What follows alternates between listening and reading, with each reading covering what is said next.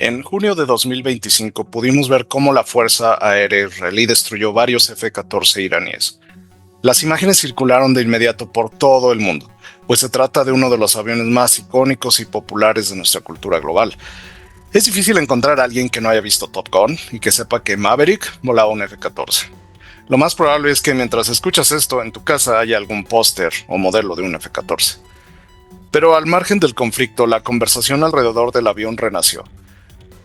Pero fuera del guión, ¿qué sabemos realmente de la historia de este gran avión? Durante años y gracias a Hollywood, la narrativa del avión ha estado dominada por Estados Unidos. Sin embargo, al investigar sobre la guerra entre Irán e Irak, encontramos indicios de una realidad de la que apenas se conoce una fracción. Debido a la naturaleza de la información que te presentamos hoy, es necesario advertir al público que sea cauteloso. Los resultados de los combates que describimos aquí, desde mi punto de vista, son cuando menos debatibles. Creemos que, en esencia, los combates descritos sí sucedieron, pero los resultados deben ser vistos desde una perspectiva crítica, pues no existen datos sólidos de terceros que los corroboren. Las fuentes iraníes e iraquíes deben tratarse con un grano de sal también, ya que ambas son muy celosas de su orgullo nacional y existen abiertas contradicciones entre ellas. No obstante, las historias contadas por los propios pilotos y corroboradas por la pequeña comunidad de aviadores iraníes son las que tienen mayor credibilidad. Por lo tanto, autores como Tom Cooper, David Axe, M. Pollack o Farzad Bishop han hecho un enorme y valioso esfuerzo por sacar a la luz esta información en sus investigaciones y son la fuente de las historias que hoy te presentamos. Te recomendamos que te tomes el tiempo de revisar la bibliografía de estos autores, no te vas a arrepentir. Pese a la neblina de guerra, un hecho incuestionable sobresale. La saga de combate del F-14 iraní es importante y supera con creces a la de la Marina estadounidense. Pero entonces, comencemos. ¿Cómo llegó un interceptor naval a un país como Irán? Es imposible explicarlo todo en el breve tiempo que tenemos, pero a modo de resumen, Irán eligió el F-14 de forma unilateral. Esto ocurrió a pesar de la fuerte presión de Estados Unidos para venderles el F-15 Eagle. Sin embargo, los especialistas iraníes fueron muy claros. Debido a la orografía del país persa, querían la combinación del radar AWG-9 y el misil AIM-54 Phoenix, junto con una amplia estructura de soporte de tanqueros y la industria local. Curiosamente, en el tiempo en que Irán se involucró en el proyecto del F-14, el avión estuvo en riesgo de no concretarse debido a los altos costos, así que si no hubiera sido por el financiamiento inesperado que llegó desde Irán para salvar el proyecto, el F-14 probablemente hubiera sido una aeronave más perdida en el tiempo. De este modo, se concretó un pedido inicial de 30 aviones y uno posterior de 50, además de un pedido de 424 misiles AIM-54 Phoenix. Para el momento de la ruptura con Estados Unidos, se habían entregado apenas 79 F-14 y 284 misiles.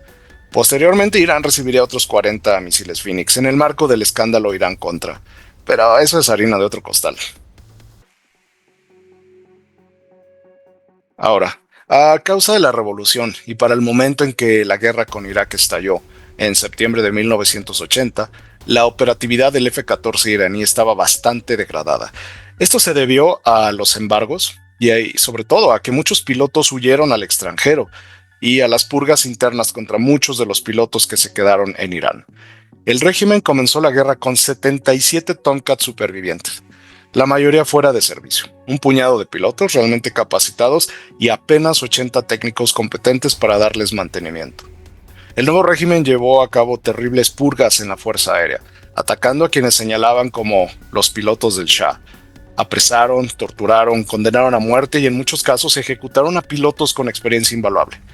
Sin embargo, la necesidad urgente de poner pilotos capaces en el aire obligó al régimen a reeducar y liberar a muchos pilotos para que participaran en la guerra. Las fuentes más críticas retan severamente la cantidad de aviones que Irán realmente activó, pero según Cooper, la Fuerza Aérea iraní intentó conservar al menos 60 F-14 operativos en todo momento. Sin embargo, en realidad, se piensa que solo se logró mantener entre 40 y 45, de los que se cree que realmente en todo momento, solo entre 12 o 20 contaban con todos sus sistemas completamente listos para el combate. Hay que aclarar también que antes de entrar en una fase de guerra abierta el 22 de septiembre de 1980, primero se dieron escaramuzas e incursiones aisladas dentro de territorio iraní. Durante los primeros días de septiembre de 1980, algunos Tomcat ya tenían estaciones de patrullaje establecidas sobre Teherán, Khuzestán y Kark.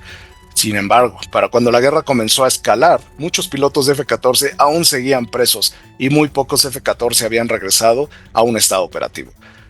La doctrina iraní para el F-14 giró alrededor del radar AWG-9 y el misil Phoenix, con los F-14 operando desde Irán. La estrategia podría dividirse en tres etapas. La primera como interceptor de largo alcance para iniciar el combate entre 30 y 50 kilómetros con los misiles Phoenix. La segunda mediante el uso de misiles Sparrow y después con el MIM-23 para el medio alcance. Y finalmente en dogfights con misiles Sidewinder y cañones. Esta doctrina fue un éxito desde el inicio de la guerra. Las siguientes son algunas breves historias que hemos escogido para hacer homenaje a esos valientes pilotos y a los mecánicos y a este mítico avión. La primera victoria del F-14 ocurrió el 7 de septiembre de 1980. Esta no fue nada glamorosa y se produjo cuando 5 helicópteros iraquíes Mi-25 del primer escuadrón de transporte y ataque penetraron la frontera y comenzaron a sembrar el caos en la región de Zain al-Qaus. Para su mala fortuna, 2 F-14 que patrullaban en la zona fueron dirigidos hacia ellos. Los pilotos de F-14 los localizaron de inmediato y tras un par de intentos frustrantes para derribarlos con sus misiles Sidewinder modelo P, que no pudieron discriminar entre el suelo y los helicópteros, el piloto iraní decidió cambiar a armas y descargó 400 rondas sobre uno de los Mi-25 que, por supuesto, explotó en una bola de fuego.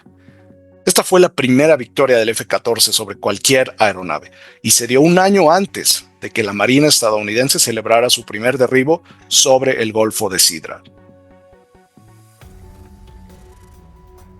La siguiente victoria iraní ocurriría el 13 de septiembre, cuando el mayor Mohammad Reza Ataye del Escuadrón Táctico de Caza 81 sería el primero en apuntarse a una victoria con el misil IM-54 Phoenix.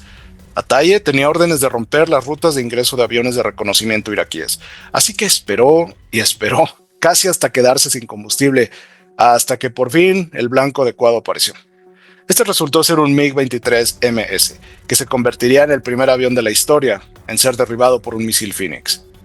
La versión MS o Flogger E fue una variante de exportación degradada del MiG-23, destinada principalmente a clientes del tercer mundo, alineados con la Unión Soviética.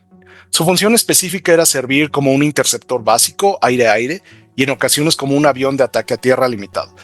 En el lado técnico, los radares y sistemas de los MiG-21 y MiG-23 no eran generalmente efectivos en el escenario de Irak. Sus misiles no dieron mucho de qué hablar y sus sistemas de alerta ni siquiera podían detectar que estaban siendo iluminados por el radar del F-14.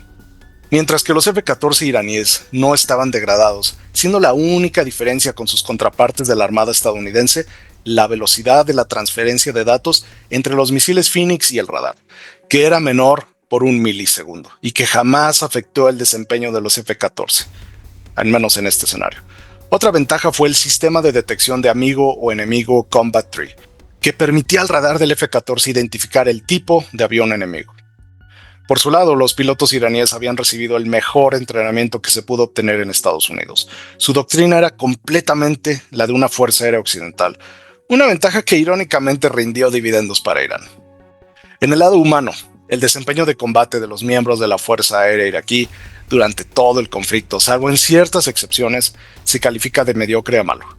Pese a tener siempre una superioridad logística, numérica, de 3 a 4 veces la de Irán, su cadena de mando era extremadamente rígida y rara vez entregaba resultados. Incluso era considerada doctrinalmente como mucho más rígida que el estándar soviético. La razón es sencilla, las purgas de Saddam Hussein tenían a todo el servicio aéreo petrificado. Sus pilotos demostraron estar pobremente entrenados, muchos de ellos con falta de aptitudes para ser pilotos de combate, poco creativos y tímidos a la hora del combate.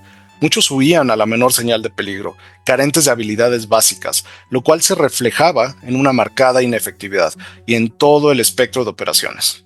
Los iraníes a veces tenían problemas tratando de entender qué objetivos habían querido atacar los iraquíes, porque las bombas solían caer en lugares sin sentido alguno.